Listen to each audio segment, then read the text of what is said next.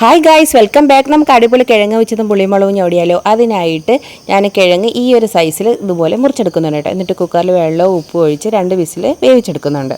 ഇനി നമുക്ക് പോയിട്ട് പുളിമുളകിനുള്ള മുളക് പറിച്ചുകൊണ്ട് വരാം. ഇതെല്ലാം മണമുള്ള ഉണ്ടമുളകാണ് കേട്ടോ. എന്നിട്ട് ഞാനൊരു 5-6 ചെറിയുള്ളി മിക്സിയുടെ ജാറിലോട്ട് ഇതുപോലെ തൊലി കളഞ്ഞിട്ട് കൊടുക്കുന്നുണ്ട്. പിന്നെ നമ്മൾ എടുത്ത മുളക്, ഒരു ചെറിയ കഷ്ണം പുളി, ആവശ്യത്തിന് ഉപ്പ്, ഇതെല്ലാം ചേർത്ത് ഒന്ന് ചതച്ചെടുക്കുക ഇതുപോലെ. എന്നിട്ട് അത് നമുക്കൊരു ബൗളിലോട്ട് മാറ്റിയതിന് ശേഷം അതിലേക്ക് കുറച്ച് വെള്ളവും കൂടി ചേർത്ത് കൊടുക്കാം. ഇനി നമുക്കിത് നന്നായിട്ട് മിക്സ് ചെയ്തിട്ട് എരിവിനൊന്ന് കമ്പൻസേറ്റ് ചെയ്യാൻ വേണ്ടിയിട്ട് കുറച്ച് പച്ച വെളിച്ചെണ്ണ കൂടി ഒഴിച്ചു കൊടുക്കണം.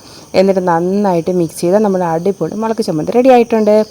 ഇനി അടുത്തതായിട്ട് ഒരു കട്ടൻ ചായ കൂടി ഇതിലൂടെ ഒപ്പിക്കുന്നുണ്ട് കേട്ടോ. അതിനായിട്ട് ആവശ്യത്തിന് വെള്ളം വെച്ച് തിളയ്ക്കുമ്പോഴത്തേക്ക് കുറച്ച് ഏലക്കയും, അതായത് 2 കഷ്ണം ഏലക്ക കേട്ടോ, എന്നിട്ട് ഒരല്പം തേയിലയും കൂടെ ഇട്ട് ഇതുപോലെ റെഡിയാക്കി എടുത്തിട്ടുണ്ട്.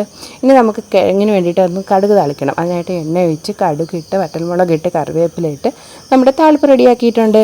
ഇനി നമ്മൾ അവിച്ച് ഊറ്റി വെച്ചേക്കുന്ന കിഴങ്ങിലോട്ട് ഈ താളിപ്പ് ചേർത്ത് കൊടുക്കാം. അപ്പോൾ ഇതാ കണ്ടില്ലേ, അടിപൊളി കിഴങ്ങ് അവിച്ചതും പുളിയും മുളകും കട്ടൻ ചായയും. നമുക്കൊന്ന് കഴിച്ചു നോക്കിയാലോ. ഇതുപോലെ ഒരു പീസ് എടുത്ത് നമ്മുടെ മുളക് ചമ്മന്തിയിൽ ഇങ്ങനെ മുക്കി മെല്ലെ വായിലോട്ട് വെക്കുക കേട്ടോ. എന്നിട്ട് ആ ഒരു എരിവ് തട്ടുമ്പോൾ നല്ല ചൂട് കട്ടൻ ചായയുടെ കുടിക്കുക. അപ്പോൾ അടുത്ത വീഡിയോ വരുന്നവരെ ബായ്.